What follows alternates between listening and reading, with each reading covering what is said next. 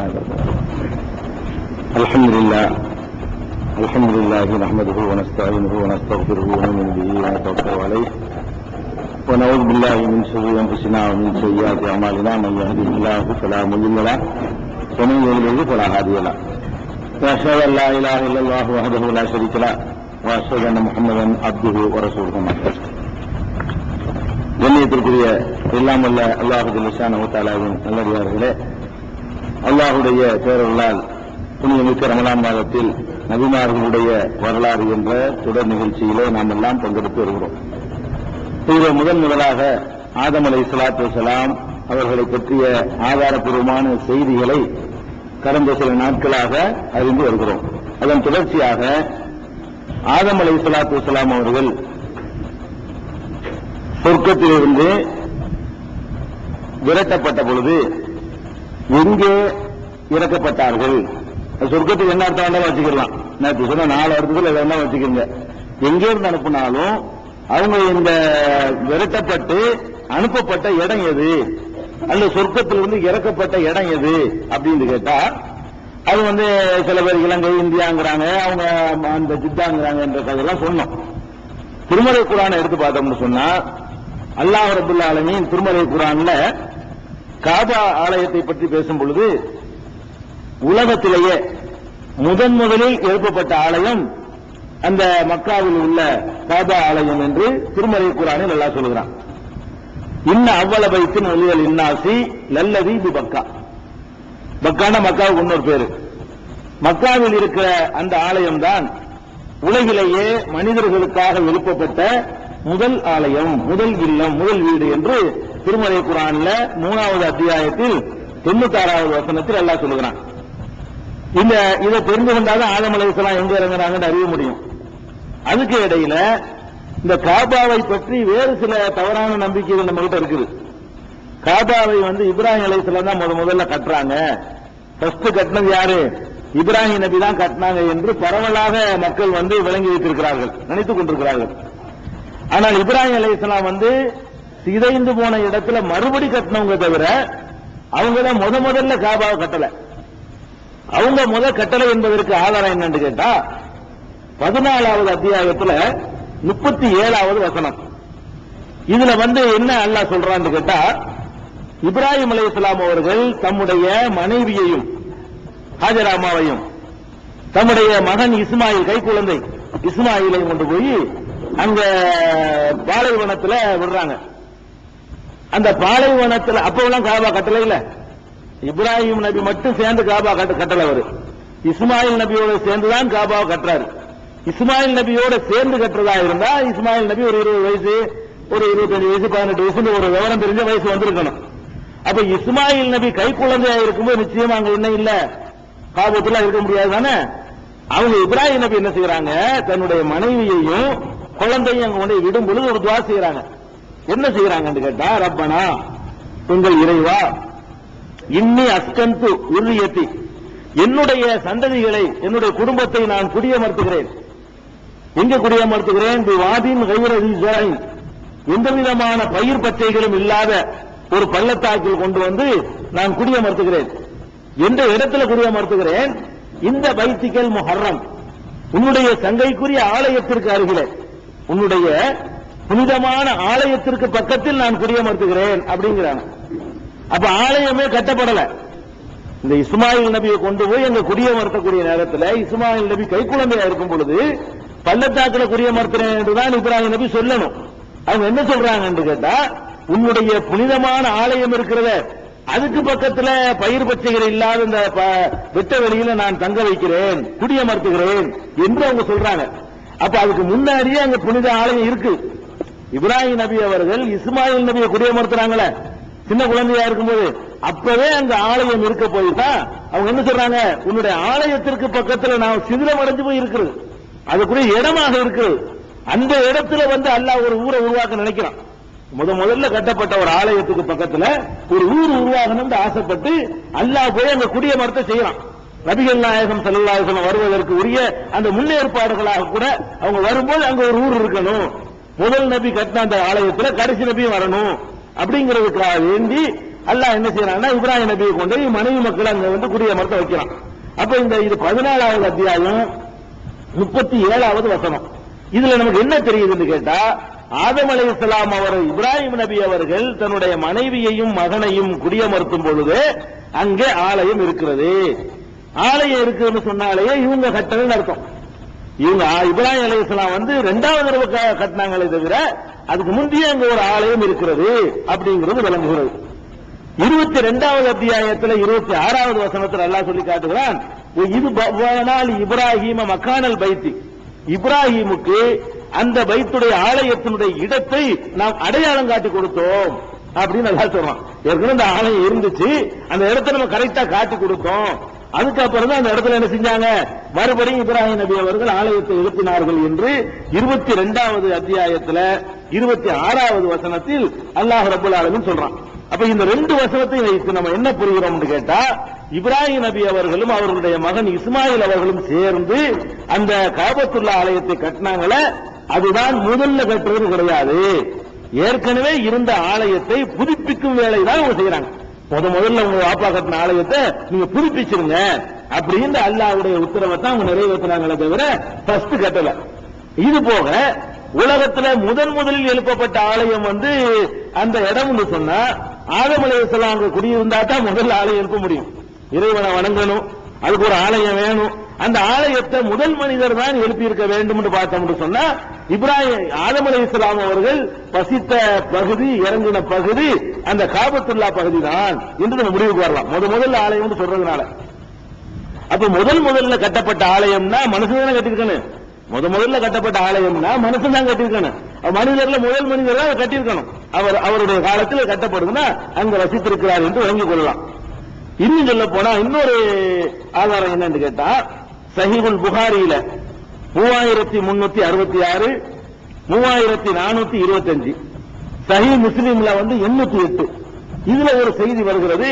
நபிகள் நாயகம் ஸல்லல்லாஹு அலைஹி வஸல்லம் அவர்கள்ட்ட வந்து அபூதர் ரலியல்லாஹு அன்ஹு கேட்கிறாங்க, ஐயு மஸ்ஜிதின் உலிய பில்லாவில் அவல், முதல்ல பூமியில் கட்டப்பட்ட பள்ளிவாசல் எது, முதல்ல பூமியில கட்டப்பட்ட பள்ளிவாசல் எது அப்படின்னு கேட்கும் பொழுது நபிகள் நாயகம் ஸல்லல்லாஹு அலைஹி வஸல்லம் சொல்றாங்க, அல் மஸ்ஜிதுல் ஹராம், மஸ்ஜிதுல் ஹராம் தான் காபாவுடைய வளாகம், மஸ்ஜிதுல் ஹராம் தான் முதலில் எழுப்பப்பட்ட ஆலயம் அப்படிங்கிறாங்க. அப்ப முதல்ல அது எழுப்பப்பட்டுச்சுன்னா இப்ராஹிம் அலைஹிஸ்ஸலாம் காலம் வரைக்கும் வழிபாட்டு தலைமை இல்லாம அல்லாஹ் வணங்காம அந்த மக்கள் எல்லாம் இருந்தாங்க இல்ல. முதலில் கட்டப்பட்ட ஆலயம் வந்து அதுதான். அடுத்த பள்ளிவாசல் எது அப்படின்னு கேட்கும்போது சும்மா ஐயும் அடுத்த பள்ளிவாசல் எதுன்னு கேட்கும் பொழுது நபிகள் நாயகம் ஸல்லல்லாஹு அலைஹி வஸல்லம் சொல்றாங்க, அது மஸ்ஜிதுல் அக்ஸா. 2வது கட்டப்பட்ட ஆலயம் வந்து மஸ்ஜிதுல் அக்ஸா, பைத்துல் முகத்தஸ். அதனால அந்த ரெண்டுக்கும் தனி சிறப்பு இருக்கு மார்க்கத்துல. அங்க தொழுகிற தொழுகைகளுக்கும் மற்ற பள்ளியில தொழுகிற தொழுகைகளை விட கூடுதல் சிறப்பு இருக்குது அந்த 2 பள்ளியிலையும். அப்ப நபிகள் நாயகம் ஸல்லல்லாஹு அலைஹி வஸல்லம் அவங்களை கூட அல்லாஹ் வந்து அங்கிருந்து அங்க அழைச்சிட்டு போறான் பாருங்க. இஸ்ராவுல என்ன செய்யறான், சுப்ஹானல்லதி அஸ்ரா பி அப்திஹி லைலம் மினல் மஸ்ஜிதில் ஹராமி இலல் மஸ்ஜிதில் அக்ஸா, மஸ்ஜிதுல் ஹராம்ல இருந்து காபாவில் இருந்து மஸ்ஜிதுல் அக்ஸா வரை, பைத்துல் முகத்தஸ் வரை இறைவன் அவரை ஒரு இரவில் அழைத்து சென்றான்னு சொல்றான்ல. அப்ப அதெல்லாம் வச்சு பார்க்கக்கூடிய நேரத்தில் அந்த ரெண்டுமே ஒரு முதல் பள்ளிவாசலா இருக்கு. அதுக்குதான் முக்கியத்துவம். உலகத்துல எல்லாமே வந்து பள்ளிவாசலா இருந்தாலும் முதல்ல கட்டப்பட்ட பள்ளிவாசல் 2. ஒன்னு அங்க காபாவுடைய பகுதிகளில் இருந்து ஆதம் அலைஹிஸ்ஸலாம் கட்டுறாங்க.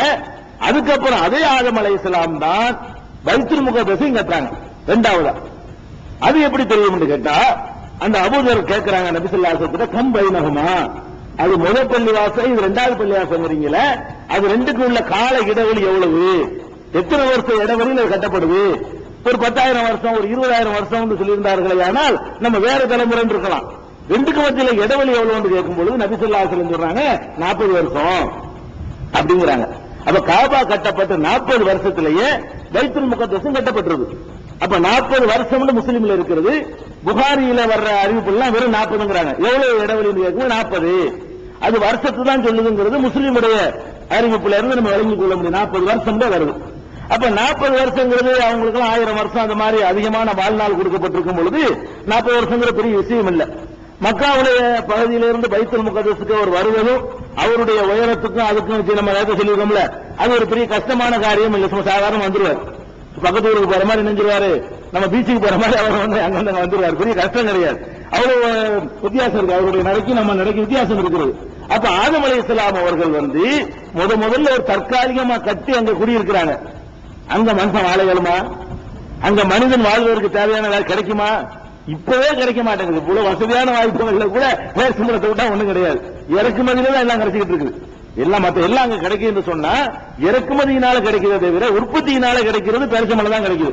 அப்ப அந்த பகுதியில வாழ முடியாத நிலை வந்தவன இருக்கிற வரைக்கும் அல்லாஹ் தொழுது போட்டுக்கிட்டே இருந்து கொஞ்சம் செழிப்பான பகுதி, இன்னைக்கு செழிப்பான பகுதி பைத்துல் முகத்தஸ் இருக்கிற அந்த பாலஸ்தீன் பகுதி இருக்கு பாருங்களேன், அது ரொம்ப வசதியான வளமான பகுதி. அந்த வளமான பகுதிக்கு போயிருவோம்னு சொல்லிட்டு அதனாலதான் மனித குலம் பல்கி பெருகியது மனித குல வரலாற்றை சொல்பவர்கள் எல்லாம் அங்கிருந்து ஆரம்பிப்பாங்க. பாலஸ்தீன் பகுதியில் இருந்துதான் மனித குலம் பல்கி பெருகியதுன்னு எல்லாரும் சொல்லுவாங்க. சின்ன இடைவெளி தான் கொஞ்சம் தான் இருந்திருக்காரு. அதனால அது இஸ்லாமிய வரலாற்று ஒட்டியும் வருது. ஆதம் அலைஹிஸ்ஸலாம் அவர்களே போய் குடியமர்ந்து விட்ட இடம் எதுன்னு கேட்டா அந்த பாலஸ்தீன் பகுதி தான். அங்கதான் வாழ்வதற்கு தேவையான கனிகள் பழங்கள் வேண்டுமான சாமான்கள் எல்லாம் கிடைக்குது. தண்ணி போக்குவரத்து எல்லாமே இருக்குது. முதல்ல கட்டிட்டு கொஞ்ச நாள் அவர் இருந்துட்டு இங்க மனிதன் வாழ்வதற்கு தகுதி வராதுன்றவன அங்க விட்டு நினைஞ்சிட்டாரு. செழிப்பான பகுதியை நோக்கி வந்து விட்டார். அங்கிருந்து கொண்டுதான் எல்லாம் அங்கே வர்றாங்க. ஆனால் நீங்க பாத்தீங்கன்னு சொன்னா எல்லா நபிமார்களும் எடுத்துக்கணும் அங்கேயே வருவாங்க. அங்கே வர்றாங்க. உலகத்தில் நல்லா கவனிக்கணும் எடுத்து கிடையாது. மனுஷன் அங்க இருந்த ஆரம்பத்தில் அதுக்கு பிறகுதான் வெவ்வேறு பகுதிகளுக்கு மனிதர்கள் இடம்பெயரக்கூடிய நிலைமைகள் வருது. அதனால அந்த ஏரியாவில் நிறைய நபிமார்கள் யார் எடுத்து பாருங்க, ஏரியால தான் இருக்கும். இப்ராஹிம் நபி எடுங்க, இஸ்மாயில் எடுங்க, லூத் நபி எடுங்க, எல்லாரும் எடுத்து பாருங்களேன். எல்லாம் அங்க ஏரியாவில் தான் இருக்கும். மூசா எடுங்க, ஈசா எடுங்க, எல்லாம் அந்த ஏரியாவுக்குள்ளே சுத்தி சுத்தி வருவாங்க. பெரும்பாலும் மனித குலமே அங்க மட்டும்தான் இருக்குது. அதுக்கப்புறம் கொஞ்சம் கொஞ்சமா இடம்பெயர்ந்துதான் இங்கெல்லாம் உலகம் பூரா வந்ததாகத்தான் வரலாறு சொல்லுது. முதல் நாகரிகம் எங்க இருந்து ஆரம்பிக்குதுன்னு கேட்டா பாலஸ்தீன் பகுதியில் இருந்து ஆரம்பிக்குது. அப்ப ஆதம் அலைஹிஸ்ஸலாம் அவர்கள் இறங்கின இடம் அவ்வளவுதான். 40 வருஷத்துல இங்க வந்துடுறாங்க. 40 வருஷத்துக்கு தான் அங்க இருந்திருக்காங்க அந்த ஏரியாவுக்குள்ள. 40 வருஷத்துல அவங்களுடைய 40 வருஷங்கிறது ரொம்ப குறைவு. 40 வருஷம் அதிகம் கிடையாது. நமக்கு தான் 40 வருஷம் அதிகம். 60 வயசு உள்ளவனுக்கு 40 வயசு அதிகம். 1000 வயசு வாழ்றவனுக்கு 40 வயசு அதிகமா? 60 வயசு இருக்கிறவனுக்கு 2/3 ஆகி போச்சு. 3/2 மடங்கு வயசு கழிச்சுட்டோன்னு வந்துடும். 1000 வருஷம் இருக்கிறவருக்கு வந்து என்ன ஒரு சதவீதம் கூட வராது. அப்ப ஒரு 4% அது. அப்ப 4%ங்கிறது ஒரு குறைவான காலம் தான் அவர் வாழ்ந்திருக்காரு. மீதி உள்ள எல்லா பகுதியுமே இந்த பகுதியில தான் வாழ்ந்திருக்கிறாங்க. அப்ப நம்ம ஆதம் அலைஹிஸ்ஸலாம் அவர்கள் வந்துதான் காபாவை முதலில் கட்டினார்கள். அப்ப அங்கதான் 2 பேரும் இறங்குறாங்கன்னு அர்த்தம். இறங்கின பிறகு உடனடியாக அவர்கள் இடம்பெயர்ந்துட்டாங்க. அங்கேயே ரசிக்கல. அதனால சீலம் அடைஞ்சு போச்சு. அதனால இப்ராஹிம் நபி குடியமர்த்தும் பொழுது என்ன சொல்றாங்க, உன்னுடைய ஆலயம் ஆனா ஒண்ணு பயிர் பச்சை இல்ல, காடு பாலைவன பெருவெளி யாருமே வசிக்கல, அதுல கொண்டு நான் குடியமர்த்துறேன், உன்னை நம்பி வைக்கிறேன். எங்க வாப்பாத்த வாழ முடியாதுன்னு போனார்ல அந்த இடத்துல கொண்டு நான் வந்து தங்க வைக்கிறேன்னு சொல்லி இப்ராஹிம் நபி அவர்கள் துஆ செய்யறாங்க. அப்ப நம்ம இதுல 2 விஷயம் தெரிந்து கொள்கிறோம். உலகத்தில் முதல்ல மனிதர்கள் இறங்கின பகுதி வந்து மக்காவுடைய பகுதி. அது அல்லாஹ் செலக்ட் பண்ணி தேர்ந்தெடுக்கிறான். சில பேர் இப்படி ஒரு காரணம் சொல்லுவாங்க, ஏன் தேர்ந்தது மக்காவுடைய முதல் ஆலயமா இருக்குன்னு கேட்டா அந்த காபாவுக்கு நேரம் அங்க ஒரு ஆலயம் இருக்கலாம். இங்க வானுலகத்துல அதுக்கு பேர் பைத்துல் மாமூர். அதெல்லாம் ஓகே. பைத்துல் மாமூர்னு ஒரு ஆலயம் இருக்கிறது. அதுல வந்து வானவர்கள் எல்லாம் சொல்லுவாங்க என்பதெல்லாம் சரி, ஹதீஸ்ல இருக்கிறது. ஆயிரக்கணக்கான மலக்குகள் 70,000 பேர் போவாங்க, 70,000 பேர் வருவாங்க. அவ்வளவு பிரம்மாண்டமான ஒரு பள்ளி வாயில் வந்து இருக்கிறது என்று ஹதீஸ்ல இருக்கிறது. ஆனா இவங்க என்ன செய்றாங்க, இதுக்கு நேரம் இருக்குங்கிறது கதை. பைத்துல் மாமூர் என்ற ஒரு பள்ளிவாசல் அங்க இருக்கிறது உண்மை. அதுக்கு நேரம் தான் காபா இருக்குன்னு சொன்னா அது போய் என்னடா பூமி சுத்திக்கிட்டே இருக்கு, இதுக்கு நேரம் இருக்க முடியாது. பூமி சுத்திக்கிட்டே இருக்கும் பொழுது ஒரு செகண்ட் வேண்டாம், அதுக்கு நேரம் வேண்டாம், வர வாய்ப்பு இருந்தாலும் இருக்கு, இல்லைன்னாலும் இல்ல. அந்த வேலைச்சல்ல இருந்தா பூமி சுத்தி கொண்டே இருக்கும் போது சுத்துறதுக்கான மண்டலம் ஒரு குறிப்பிட்ட எல்லை வரைக்கும் தான். அதுக்கப்புறம் இதனுடைய ஈர்ப்பு விஷயம் எல்லாமே போயிடும். அப்ப பூமி சுத்தி கொண்டே இருக்கும் பொழுது பைத்துல் மாமூருக்கு நேரம் தான் காபத்துல்லா இருக்குன்னு சொல்வார்களே. ஆனால் அது வந்து அறிவியலுக்கு எதிரானது, ஹதீசுகள்ல இல்லாதது. அந்த கருத்து ஹதீசுகள்ல கிடையாது. பைத்துல் மாமூர்னு ஒரு ஆலயம் அங்க இருக்குது. அதுக்கு சில பேர் முடிச்சு போடுவாங்க. ஏன் ஆதம் அலைஹிஸ்ஸலாம் முதல் ஆலயமாக தேர்ந்தெடுத்து கட்டினாங்கன்னு சொன்னா அதுக்கு நேரம் இருக்குது. அங்க மலக்குகள் எந்த இடத்துல சொல்லுறாங்களோ அதுக்கு நேரம் வரணும். பூமி தட்டேன்னு நினைச்சுக்கிட்டு கற்பனை பண்றது. பூமி உருண்டைங்கிறது தெரியாம, பூமி சுத்துங்கிறது தெரியாம தட்டையா இருக்குன்னு நினைச்சுக்கிட்டு அப்ப நேரம் இருக்குன்னு வச்சுக்கிறோம், விட்டடிப்போம் அப்படின்னு சொல்லி விட்டடிச்சுறது. இப்ப எடுத்து போச்சு, இந்த காலத்துல எடுத்து போச்சு. தட்டே சொல்லிக்கிட்டு இருந்தா அதை நம்பிக்கிட்டு இருப்பாங்க. இப்ப யாரும் நம்ப மாட்டாங்க. அப்ப இதுல என்ன பாயிண்ட் கேட்டா ஆதம் அலைஹிஸ்ஸலாம் அவர்கள் வந்து இறங்கணும் அங்கதான் விளங்கி போச்சா, பூமியில இறங்கிட்டாங்க. இறங்கின பிறகு என்ன அப்படின்னு சொன்னா அதுக்கு கிஸ்ஸா. இறங்கினாங்களா, இறங்கின உடனே இப்லீஸ் என்னஞ்சானா பூமியில உள்ள எல்லா உயிரினங்களும் கூப்பிட்டானா. இப்லீஸ் வந்து ஆடு மாடு கழுத குதிரை எல்லாத்தையும் கூப்பிட்டு இந்த மாதிரி ஒரு ஆளை கொண்டாந்து எல்லாம் இறக்கிட்டான், உங்களுக்கு பெரிய ஆபத்து வருவான், அவரை போய் காலி பண்ணுங்கன்னு தூண்டி விட்டானா. எல்லா மிருகங்களும் படம் எடுத்து வந்துட்டான். சிங்கம், புலி, நாய், கழுத அம்புட்டு செஞ்சான். ஆதம் அலைஹிஸ்ஸலாத்தை காலி பண்றதுக்காக வேண்டி இப்பெல்லாம் கதை ஜோடிக்கிறாங்க.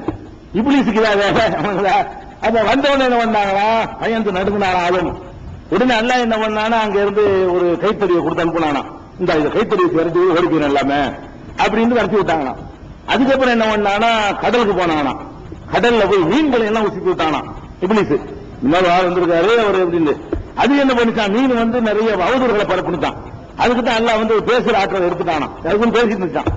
இப்படிலாம் கதை இருக்கிறாங்க இந்த நபிமார்கள் வரலாறு புத்தகத்துல. இந்த மாதிரி எல்லாம் கதை அதெல்லாம் ஒண்ணும் கிடையாது. மனிதன் இறங்கும் போது இப்ப இருக்கிற மாதிரி இருக்கு. அவரை கண்டுதான் எல்லாம் பயந்துருப்பாங்க. அவருக்கு அந்த உயரத்துக்கு அந்த இதையும் பார்த்தா உலகத்தில் அவர் தான் பெருசா இருந்திருப்பார், யானை விட கூட பெருசா இருப்பார்ல. அவரை கண்டு இயற்கையா இப்ப அறிவை கொண்டு மற்ற மிருகங்கள் நமக்கு பயப்படுது. அன்னைக்கு வந்து அவருடைய உடம்பை கண்டே பயப்படும். அவருடைய அந்த உடல் அமைப்பை கொண்டு என்ன செய்யும் பயப்படும். ஒரு மிதி மிதிச்சா கூட யாரையை காலி பண்ணிவிடலாம். அவர் மிதி மிதிச்சா 60 அடி உயரம் அந்த அகலத்தை வச்சு கொஞ்சம் கற்பனை பண்ணி பாருங்களேன். ஒரு மிதி மிதிச்சாருன்னா யானை காலி ஆயிருமில்லைங்க, ஒண்ணும் பண்ண முடியாது, பிடிச்சு நசுக்கிவிடலாம். அந்த மாதிரியான ஒரு அமைப்பில் அல்ல ஏன்னு கேட்டா தனித்து மனிதன் அனுப்பப்படுறான். ஒரு சோசியல் பிராணி சமூகம் எல்லாம் உண்டாகல. அவர் வந்து செக்யூரிட்டியோட இருக்கணும் பாருங்க. அதுக்காக கூட இந்த உயரம் கொடுத்துருவாங்க. செக்யூரிட்டியோட இருக்கணும். மற்ற பிராணிகள் விலங்குகள் எல்லாம் இருக்குது, அதனால அவருக்கு ஆபத்து ஏற்பட்டக்கூடாது. அவர்கள் தான் ஓங்கி இருக்கணும்னு சொன்னா இப்ப நமக்கு வந்து நம்ம அறிவு கொண்டு துப்பாக்கி கொண்டு சுட்டு போடுவோம் மிருகத்தைலாம். அப்ப அதெல்லாம் முடியாது. அவரை கண்டு பயந்தா தான் உண்டு. சப்போர்ட்லாம் ஆள் கிடையாது, வேலை அடிச்சுக்கிற முடியாது, சுவர் கட்டிக்கிற முடியாது. அப்படிப்பட்ட நிலை தெருவெல்லாம் படுக்கணும், காட்டுல தான் படுக்கணும், வீடெல்லாம் மட்டும் கட்டணும். அப்படிப்பட்ட ஒரு காலத்தில் அவருக்கு பாதுகாப்பு வேணும்னு சொன்னா அதுக்காக வேண்டியான தோற்றத்தில் அதில் அனுப்பியிருக்காங்க. யாரும் தூண்டி விட வேண்டியதில்லை. அவரை கண்டோட எல்லாம் விலகி ஓடி போயிடும். அந்த மாதிரியான ஒரு தோற்றத்தில் எல்லாம் வந்து படைச்சிருக்கிறதுக்கு கூட அது காரணம்னு எடுத்துக்கொள்ளலாம். அப்ப இது மாதிரியான ஒண்ணு. அப்புறம் பசிச்சுட்டான் வந்தவன என்ன செய்யறதுன்னு தெரியலையா. அதுக்கு பாருங்க, அதாவது ஒரு ஒரு பெரிய சமுதாயத்தின் ஒரு மாத பத்திரிக்கை அதை எழுதிக்கிறாங்க. என்ன எழுதிக்கிறாங்க, ஆதம் அலைஹிஸ்ஸலாம் பூமிக்கு வந்தவுடனே முதல்ல ஜவ்வரிசியை பயிரிட்டார்கள். எது பயிரிட்டார்களா, ஜவ்வரிசியை பயிரிட்டார்கள் அப்படின்னு. ஜவ்வரிசி தான் முதல்ல வழங்குச்சான், உற்பத்தி ஆகுனது அப்படின்னு சொல்லி. ஜவ்வரிசி பயிரிடுற சாமானா, ஜவ்வரிசி தயாரிக்கிறது. ஜவ்வரிசிங்கிறது அது என்ன செய்யறது, பயிரிடுற விதை கிடையாது. அது மாவு ஆக்கி என்ன செய்யறது, கிழங்கு மரவள்ளி கிழங்கு இருக்கு பாருங்களேன், அந்த கிழங்கை கரைச்சி மாவு ஆக்கி உருண்டை செய்கிறது. ஜவ்வரிசிங்கிறது விதை கிடையாது. அது வந்து உற்பத்தி பண்ற பொருள் கிடையாது. ஜவ்வரிசி பயிரிட்டாரு. ஜவ்வரிசினா கூட என்ன தெரியல இந்த ஆட்களுக்கு, வரலாறு சொல்லக்கூடிய ஆட்களுக்கு என்ன தெரியல, ஜவ்வரிசினா என்னங்கிறது கூட தெரியல. ஜவ்வரிசி வாங்கி சாப்பிட தெரியல தவிர ஜவ்வரிசி என்ன, ஜவ்வரிசி ஆதம் அலைஹிஸ்ஸலாம் முதல்ல பயிரிட்டது ஜவ்வரிசி. அது ஒரு கூட்டம். இன்னொரு கூட என்ன செய்யுது, ஜவ்வரிசி கோதுமை தான் பயிரிட்டாரு. கஷ்டப்பட்டு கோதுமை பயிரிட்டாரு. கோதுமை பயிரிட்டோன்னா மாடு வந்து ஒழுகுதாரா, மாடு அழுகுச்சான். ஏன் அழுகுறேன்னு கேட்கும்போது நம்ம சண்டித்தனம் பண்ணிட்டு அடிச்சாராம். நீ மட்டும் தப்பு பண்ணி என்னைய வந்து அடிக்கிறேன்னு கேட்டுச்சா. இப்படிலாம் கதை, நீ தப்பு பண்ணிதான் உன்னை எல்லாம் இறக்கி விட்டான், இப்படிலாம் கதை அடிக்கிறாங்க. இதெல்லாம் எந்த ஒரு ஆதாரம் இறக்குனது மட்டும்தான் இருக்கே தவிர அவருக்கு ஜிப்ரீல் வந்து கோதுமை கொடுத்ததும் இல்ல, என்ன திங்கன்னு சொல்லி கொடுத்ததும் இல்ல. அதுக்கெல்லாம் மூளையை கொடுத்து அதை அனுப்பிட்டான். அவர் வந்து உலகத்துக்கு தேங்காயும் பறிச்சு திம்பாரு, மாங்காயும் பறிச்சு திம்பாரு, பல கனிவர்க்கங்களை தின்னுக்கிட்ட வாழலாம். அவருக்கு எட்டும், எவ்வளவு தூரத்துக்கு என்ன செய்யும் எட்டும். அவர் வந்து வாழ்வதற்கு ஏற்ற மாதிரியான அமைப்போட படைக்கப்பட்ட காரணத்தினால அவர் வந்து விவசாயம் பண்ணிலாம் திங்க இயலுமா? வந்து அவர் விவசாயம் பண்ணி திங்கிறான் எவ்வளவு நாள் ஆகும்? கோதுமையை போடணும். பசி வந்து ஒரு நாளைக்கு 3 தடவை சாப்பிட்டதான் பசி அடங்கும். இவர் வந்து இறங்கிட்டாரு, இப்ப பசிக்குது. நல்லா கோதுமையை கொடுத்தானா, விவசாயம் பண்ணாரா, விவசாயம் பண்ணி அது கோதுமை ஆகணும். அதுக்கப்புறம் அதை மாவா திரிக்கணும். அதுக்கப்புறம் அதை வந்து ரொட்டி ஆக்கணும். இவ்வளவு வேலைகளும் செய்வதா இருந்தா 7 மாசத்துக்கு பசியோட இருக்க முடியும். பசிக்கு வந்து அப்ப உள்ள என்ன விஷயம், அந்த பழங்களும் இருக்கு. பழங்கள் இப்ப உற்பத்தி ஆகிட்டு இருக்குது. கனிகள் எடுத்து சாப்பிடுவாங்க. பழங்களை சாப்பிட்டு வாழ்ந்து கொண்டு இவர் வாழ்ந்து கொண்டு இருக்கிறார். இன்னைக்கும் அதுக்கு நிகரான ஒரு உணவு கிடையாது. அனுப்பி விட்டதோட அல்லாவுடைய வேலை முடிஞ்சிச்சு. இது சோறு திங்கிறது எப்படி, கஞ்சி குடிக்கிறது எப்படிலாம் சொல்லிக் கொடுக்கறதுக்கு அல்ல அனுப்பல. அதுக்குள்ள மூளையில அல்ல ப்ரோக்ராம் பண்ணிவிட்டா அது கிடைக்கிற வச்சு ஐடியா பண்ணி அப்படி செஞ்சிருப்பாங்க. கோதுமை ரொட்டி தான் திண்டாங்கன்னு சொல்ல அவசியம் கிடையாது. இறக்கிட்டாங்களோ நிறுத்திக்கணும். இவங்க என்ன பண்றாங்க, அந்த மாதிரியான உணவுகளை வந்து கோதுமையை கொண்டு வந்தார், விவசாயம் பண்ணார். இதெல்லாம் ஒண்ணுமே கிடையாது. இறக்கி விட்டோடு முடிஞ்சு வச்சுக்க.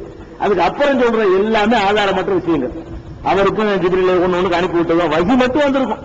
அவர் இறை தூதராக இருக்கிறதுனால எப்படி வாழ வேண்டும் இந்த மாதிரி தொழுவு, இந்த பேகம் போய் வருஷத்துல ஒரு நாள் இது பண்ணு, இந்த மாதிரி சட்டத்திட்டங்கள் மட்டும்தான் இறைவன் வருமே தவிர மற்ற விஷயங்கள் எல்லாம் அவருடைய அறிவை கொண்டு என்ன செய்யணுமோ செஞ்சுக்கிறார். அப்படிதான் அல்லாஹ் அவர் அனுப்பி வச்சிருக்கிறான். பாக்கி எதுக்கும் ஆதாரம் கிடையாது. ஆதம் அலைஹிஸ்ஸலாம் இறங்கின பிறகு சொல்லக்கூடிய விஷயங்கள் எதுவுமே பெரியார் சொன்னாரு அவர் சொன்னாருன்னு இருக்கே தவிர குர்ஆன்ல இருக்குது, நபிகள் நாயகம் ஸல்லல்லாஹு அலைஹி வஸல்லம் சொன்னாங்க என்று எதுவுமே கிடையாது. இதை நம்ம விளங்கிக்கிறணும். அதுக்கடுத்து என்னன்னு கேட்டா, இன்னும் அதாவது சாப்பிட்டாராம், சாப்பிட்டவன என்னண்டா வயிறை பிசையலாம். இந்த சாப்பாட்டுக்கு ஒரு கதை எடுத்துட்டாங்களா, வயிறை பிசைஞ்சவன என்ன செய்ய கட்டப்பட்டாங்க தான் ஒன்னும் ஓடலையா. அப்ப நான் கஷ்டப்படுறேன். அல்லாஹ் மீகாயில அனுப்பி விட்டு என்ன செஞ்சான, ஒரு வானவரை அனுப்பி உடல்ல 2 ஓட்டை போட்டு வாண்ட அனுப்புனானா. ஏற்கனவே எழுதி வச்சுக்கிறாங்க, ஆல்ரெடி ஓட்டை இருந்துச்சு. ஏற்கனவே மண்ணா கலக்கும் போது 2 போனா எழுதி வச்சுப்பாங்க. அதே புத்தகத்துல என்ன எழுதி வச்சுக்கிறான்னு கேட்டா, படைச்சவன ஓட்டையா இருந்துச்சு, இந்த ஓட்டை வழியா போய் அந்த ஓட்டை வழியா வெளியே வந்தான் இப்ளீஸ் அப்படின்னு ஒரு பக்கம் எழுதி வச்சுட்டு, இங்க வரும்போது என்னன்னா ஓட்டை எல்லாம் வந்தாராம் இந்த கழிவு போறதுக்கு. அல்லாஹ் என்ன செஞ்சா, குத்து குத்தி விட்டு ஓட்டை ஆக்கி விட்டுவா அப்படின்னோடனே அது வழியா கழிவு பொருள் எல்லாம் வந்துச்சு. இப்படி எல்லாம் படைச்சான். படைக்கும் பொழுது அதெல்லாம் வர்ற மாதிரி எல்லாம் மனிதன் அனுப்பிட்டான். இப்படி எல்லாம் கதை, அது எல்லாமே போய் ஆதம் அலைஹிஸ்ஸலாத்தை உயரம் மட்டும் 60 முழம் வச்சுக்கிறங்க, அந்த கணக்குல நம்மள மறுத்தாங்களாம். இப்ப நம்ம எப்படி இருக்கிறோமோ இப்படித்தான். இது மாதிரி அவரை அனுப்பி விட்டான், அவ்வளவுதான். இதுல எந்த ஒரு குறையும் வச்சு பின்னாடி ஒரு பாத்ரூம் போறதுக்கு என்ன செய்யணும் யோசிக்கும் பொழுது அதுக்கப்புறம் அப்படி பண்ணல. அதெல்லாம் பொய், அதுக்கு எந்த ஒரு ஆதாரமும் கிடையாது. இப்படிலாம் எழுதி வச்சுக்கிறாங்க. அதுக்கப்புறம் என்ன ஆச்சுன்னு கேட்டா, இப்ப ஆதம் அலைஹிஸ்ஸலாம் பூமியில இறக்கப்பட்டாங்க. அது உள்ள மற்ற கதையெல்லாம் விட்டுருங்க. இதுக்கு அடுத்து நம்ம தெரிந்து கொள்ள வேண்டிய விஷயம் என்னன்னு கேட்டா, இப்ப ஆதம் அலைஹிஸ்ஸலாம் அவர்கள்ட்ட படைச்ச பிறகு ஒரு அக்ரிமெண்ட் ஒண்ணு எடுத்தாங்களாம். இது எப்ப எடுத்தான்னு கேட்டா, இங்க இறக்குறதுக்கு முன்னாடியே, பூமிக்கு இறக்குறதுக்கு முன்னாடியே ஒரு உடன்படிக்கை எடுக்கிறான். என்ன உடன்படிக்கை? அதுவும் ஆதம் அலைஹிஸ்ஸலாம் வரலாறு சம்பந்தப்பட்டதுதான். அது என்ன உடன்படிக்கைன்னா, ஆதம் அலைஹிஸ்ஸலாம் அவர்களை நிறுத்தி அவர்களிடமிருந்து உருவாகக்கூடிய சந்ததிகளை எல்லாம், யார் யாரெல்லாம் நீங்க நான் எல்லாரும் கியாம நாள் வரைக்கும் அதுகளை எல்லாம் அப்படி கொண்டாந்து நிப்பாட்டி, அவரிடமிருந்து யார் யாரெல்லாம் வருவாங்களோ அதெல்லாம் ஜீன்களாக அங்க அணுக்களாக அவருக்குள்ளதான் இருக்குது. இப்ப நம்ம எல்லாரும் அவருக்குள்ள இருந்திருப்போம், எல்லா அணுக்களும் அவருக்குள்ளதான் இருக்கும். அதை அல்லாஹ் அவனுடைய ஆற்றலை கொண்டு வெளிப்படுத்துவது ஒரு பெரிய கஷ்டமான காரியம் அல்ல. அவன் பிறகு பிரிச்சு எடுத்து செய்யறான், அப்படி காட்டி எல்லாருக்கும் விளங்கக்கூடிய ஆற்றலை கொடுத்து, நான் உங்கள் இறைவன் இல்லையா அப்படின்னு ஒரு உடன்படிக்கை எடுக்கிறான். இந்த உடன்படிக்கை கண்டிப்பா இங்க வச்சு எடுத்திருக்க இயலாது, அங்கதான் எடுத்திருக்கணும். அந்த இறக்கிறதுக்கு முன்னாடி தான் எடுத்திருக்கணும். அப்ப இந்த உடன்படிக்கை எடுத்த விஷயத்தையும் அது குர்ஆன் சொல்லுகிறது. எப்படி சொல்லுகிறது? இது அகத ரப்புக்க, உமது இறைவன், நின் பனி ஆதம, ஆதமுடைய மக்களில் இருந்து, நின் நுகூரியும் அவர்களுடைய முதுகுகளில் இருந்து, துர்ரியத்தகும் அவர்களுடைய வழித்தோன்றல்களை சந்ததிகளை எல்லாம் உமது இறைவன் வெளிப்படுத்தி, அசுகதகும் அலா அபுசிகும் அவர்களையே அவர்களுக்கு சாட்சியாக ஆக்கி இறைவன் கேட்டான், அலஸ்து பி ரப்பிக்கும், நான் உங்கள் இறைவன் அல்லவா அப்படின்னு கேட்டான். காலு பலா, நீ உங்கள் இறைவன் தான். ஷஹீதுனா, நாங்கள் சாட்சி கூறுகிறோம் நீதான் எங்கள் இறைவன் என்று எல்லோரும் ஒத்துக்கொண்டார்கள். இந்த அக்ரிமெண்ட் ஏன் எடுத்தோம்னு கேட்டா, அல்லாஹ் காரணம் சொல்றான். ஏன் எடுத்தோம்னு கேட்டா, அந்த குழு யௌமுல் கியாமத்தி இன்னா குன்னா அன் ஹாதா காஃபிலீன், எங்களுக்கு இறைவனை பற்றி எதுவுமே தெரியாது என்று கியாமத்து நாளில் நீங்கள் சொல்லாமல் இருப்பதற்காக இந்த உடன்படிக்கை அப்படின்னு அல்லாஹ் இதுல முடிக்கிறான். இது 7வது அத்தியாயத்துல 172வது வசனத்தில் இதை பார்க்கலாம். இதுல என்ன பிரச்சனைன்னு கேட்டா, இப்ப நம்ம உடன்படிக்கை எல்லாம் எடுத்தான்ல, உங்கள்கிட்ட என்கிட்ட எல்லாம் எடுத்திருக்கான். யாருக்காச்சும் ஞாபகம் இருக்குதா? நினைச்சுக்கோங்க, ஞாபகம் வருதான். சொன்னவனு கூட ஞாபகம் வராது. எடுத்தேன்னு சொல்றான், மறந்துட்டு மறந்த விஷயங்களை ஞாபகம் காட்டினா ஞாபகம் வரணும் இல்லையா? இப்ப நினைவுபடுத்தி வச்சு இப்ப ஞாபகம் வருதா? யோசிச்சு பாருங்க, இப்ப எடுத்தாண்டு யாருக்கும் ஞாபகம் வரல. அப்ப நினைவே வரல, எல்லாம் எடுத்தேங்கிறாங்க, நினைவே வரலைன்னு சொன்னா அது ஒரு பெரிய ஆச்சரியமானது இல்ல. ஏன்னு கேட்டா, அல்லாஹ் நம்மளை எப்படி படைச்சிருக்கான்னு கேட்டா, ஒரு உலகத்தில் இருந்து இன்னொரு உலகத்துக்கு நம்ம டிரான்ஸ்பர் ஆயிட்டோம்னு சொன்னா அந்த உலகத்தில் நடந்த எதுவுமே நமக்கு யாபத்துல வராது, மறந்துடுவோம். இதுதான் மனிதனை அல்லாஹ் படைத்திருக்கக்கூடிய அமைப்பு. இப்ப நீங்க கபூர்ல மனுஷன் எழுப்பப்படுறான், என்ன சொல்லி எழுப்புவான்? மனிதன் தூக்கத்திலிருந்து எழுப்பியவன் யார் அப்படின்னு கேட்பான். தூக்கத்திலிருந்து எழுப்பினவன் யாருன்னு கேட்கறான். அதில் வாங்கிட்டு இருந்தா அவன் இடம் மாறி வேற ஒரு உலகத்துக்கு வரும்போது அவன் என்ன சொல்லுவான்னு தெரியாது, மறந்துடுவான். அந்த உலகத்தினால அவன் மறந்துடுறான். இப்படி அல்லாஹ் படைச்சிருக்கிறதுனால நம்ம யாருக்கும் அந்த அக்ரிமெண்ட் தெரியல. இந்த நிலையில பலவிதமான கடவுள் நம்பிக்கையை கொண்டவர்கள் எல்லாம் மறுமையில் நிறுத்தப்படுவாங்க இல்லையா? அப்ப அவங்க என்ன பதில் சொல்லுவாங்க? எங்களுக்கு தூதரே வரல, தூதர் வராத எத்தனை பேர் இருக்கிறாங்க நாட்டில் இருக்கிறவங்க, ஆதிவாசி, இந்த நபிமார்கள் அனுப்பப்படாத இடைப்பட்ட காலம், அதுல உள்ளவர்கள்லாம் எவ்வளவு பேர் இருப்பாங்க இல்லையா? அவங்க எல்லாம் கேட்பாங்க, யாரெல்லாம் இந்த மாதிரி எங்களுக்கு யாருமே வரல, எப்படின்னு சொல்லி தரலையே அப்படின்னு மறுமையில சொல்லுவாங்களான்னு கேட்டா மறுமையில சொல்ல இயலாது. நம்மளே சொல்ல மாட்டோம். ஏன் சொல்ல மாட்டோம்னா மறுமையில நமக்கு இது ஞாபகத்துக்கு வரும். எந்த இடத்தில் வைத்து அக்ரிமெண்ட் எடுத்தானோ அங்கேயும் கொண்டு நிப்பாட்டின உடனே யாரெல்லாம் எங்களுக்கு யாரும் சொல்லலையேங்கிற வார்த்தையை நம்ம பேசவே மாட்டோம். ஏன் பேச மாட்டோம்? நமக்கு ஞாபகத்தில் வரும்.